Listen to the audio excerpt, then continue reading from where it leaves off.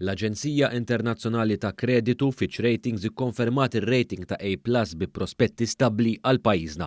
Fir-rapport tagħhom l-esperti indipendenti ta' Fitch attribwixxew dan ir-rating pożittiv għal numru ta' fatturi differenti. Fost oħrajn dawn isemmu l-interventi tal-Gvern Malti biex iżomm il-prezzijiet tal-enerġija stabbli quddiem l-inflazzjoni sostanzjali fis-settur minħabba l-gwerra fl-Ukrajna. L-esperti ta' Fitch hawn jaċċennaw għan-nefqa tal-Gvern fl-2022 u anke fl-2023 u kif dan wassal biex l-inflazzjoni ġenerali tiġi ikkontrollata.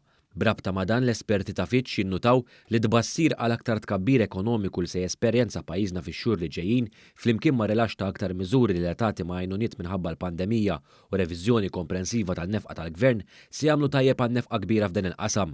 Fil-fatt Fitch Ratings jinnutaw kif il-prodott domestiku gross din is-sena kiber b'6.3% mill-4.2% li kien oriġinarjament imbassar, dan wara tkabbir ta' 10.3% fl-2021. Dan fil-waqt li simili għad bassir ekonomiku għal ħarifa mill-Kummissjoni Ewropea, l-esperti ta' Fitch qed ibassru tkabbir ekonomiku ta' 3.4% tul is-sena li ġejja. Skont l-esperti indipendenti ta' Fitch, dan jisboq bil-kbir it-tkabbir medju fiż-żona euro. L-ewwel budget ta' Gvern Laburista għal din il-leġislatura wkoll ma ħarabx lajn tal-esperti ta' Fitch, fil-fatt dawn jirreferu għal dan il-budget bħala wieħed li jkompli jiffoka fuq aktar tkabbir, dan fil-waqt li ġew innutati aktar miżuri soċjali fih danu biex jitaffu għaż-żidiet fl-oli tal-ħajja fosthom iż-żieda kbira fil-kola, żidiet fil-pensjonijiet u Children's Allowance u l-ħruġ mill-ġdid taċ-ċekkijiet ta' rifużjoni tat-taxxa.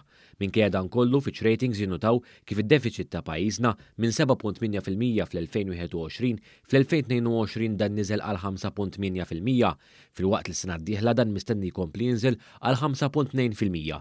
Kien hawn li l-esperti ta' Fitch aċċennaw għad-dejn pubbliku li sal-aħħar tal-2021 dan laħaq ftit aktar minn 56%. Hawnhekk ġie mbassar li d-dejn pubbliku se jitla sa ftit anqas minn 60% sal-2024 biex bekk iżomm mal-mira tal-Gvern li dan jibqa' taħt is-60%.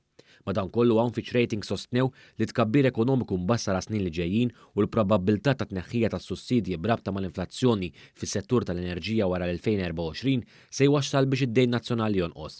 Ir-rapport ta' Fitch jaċċenna wkoll għad-deċiżjoni tal-FATF li tneħħel il-Malta mill-lista l-griża f'Ġunju tal-2022. Hawnhekk jingħad kif il-fatt li pajjiżna dan bis-sena fuq din il-lista u tneħħa minnha fi żmien rekord illimita għal kollox riperkussjonijiet negattivi għall-ekonomija u s-settur bankarju ta' pajjiżna. L-esperti ta' Fitch jinnutaw ukoll ir-reżiljenza tas-suq tax-xogħol f'pajjiżna quddiem l-isfida tal-pandemija u dik kurrenti fil-qasam tal-enerġija.